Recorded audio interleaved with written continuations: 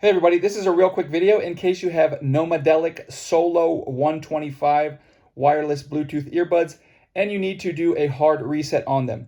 Now there's two main reasons you might want to do this hard reset. The first one is if they are not connecting to Bluetooth, or if they're not syncing, or if they keep disconnecting, or if you're getting sound out of only one ear, the left ear or the right ear.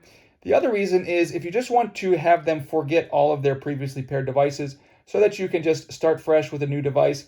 We can go ahead and do that because this will restore the factory default settings and it will forget all the previously paired devices.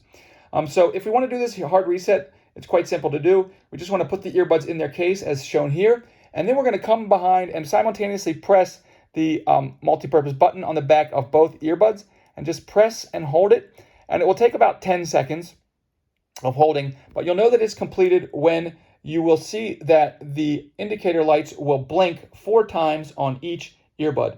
Then you can take the earbuds out and repair them as a new set of earbuds.